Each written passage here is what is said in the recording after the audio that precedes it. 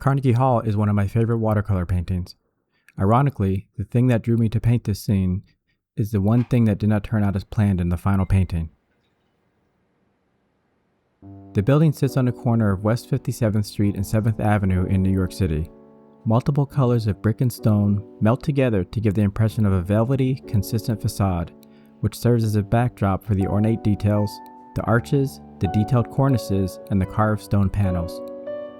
I visited on an overcast weekday, so there wasn't a lot of activity on the street. Looking at the photo years later, I immediately committed to painting it. The focus would be on the composition and architectural detail.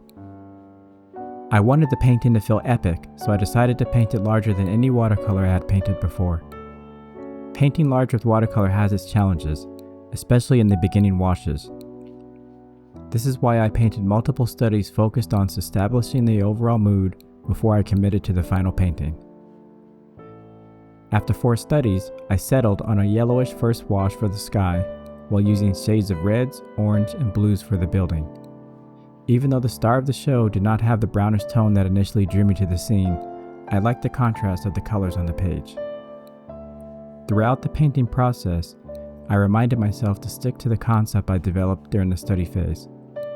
The left face of Carnegie Hall will be the focal point, while the adjacent buildings would be abstract representations of the surrounding city.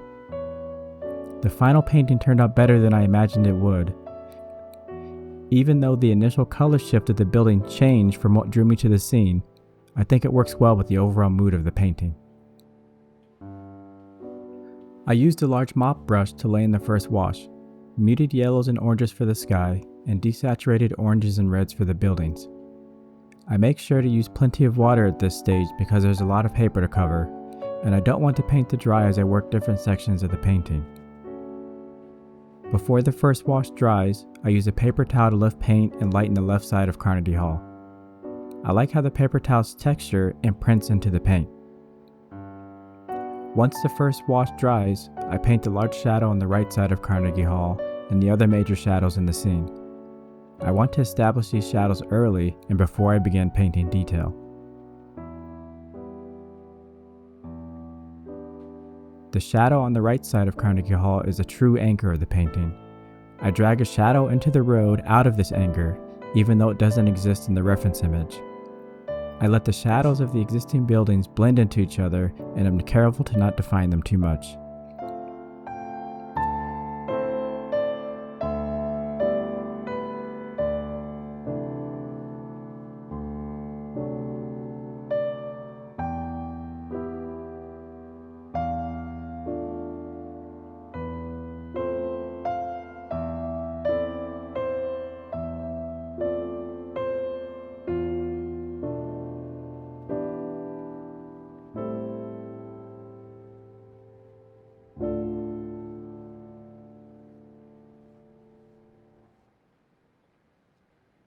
Now that the bones of the image are in place, I skip straight to the details and commit to not adding details outside of the focal point until the left side of Carnegie Hall is almost complete.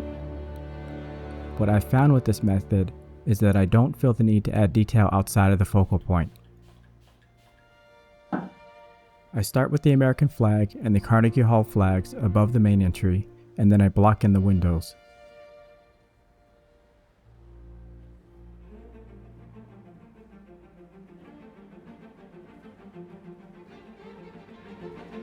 The architectural details on the ground floor go in next, followed by the upper levels.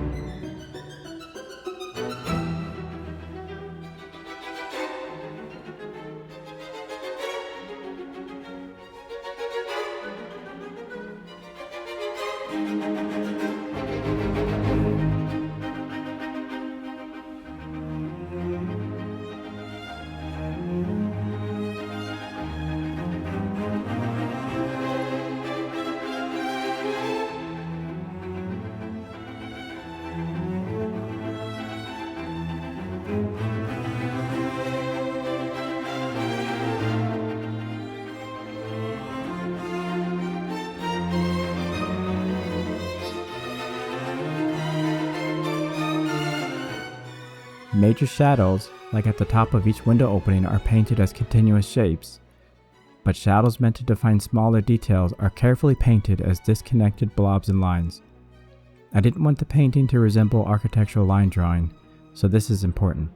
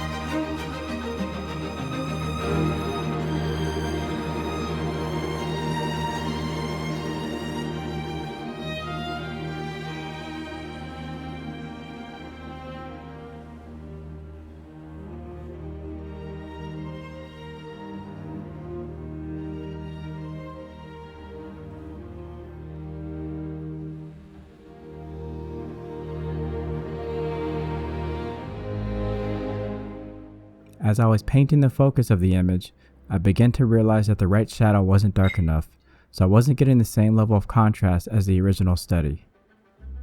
Even though I already painted in a few details on the shadow side, I decided to add a darker wash over it all. I'm happy I did.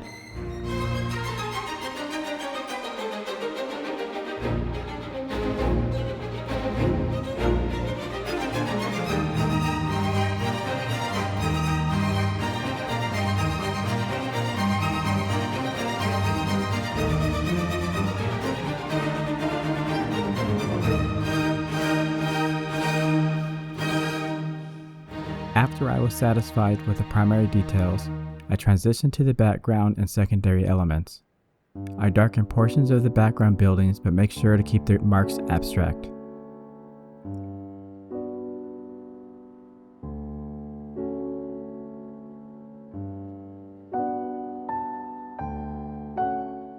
This includes the cars and people in the foreground.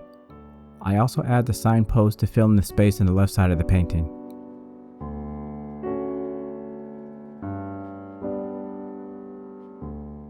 I place a few saturated strokes of paint at the roofline to add more contrast and finish off the painting. Throughout the painting process, I referenced the early studies to make sure I didn't stray far from the value and color structure. This was critical because the colors and values of the final painting were different than the reference photo. In the end, the shift from reality to stylization helped the painting turn into something that felt right for the subject.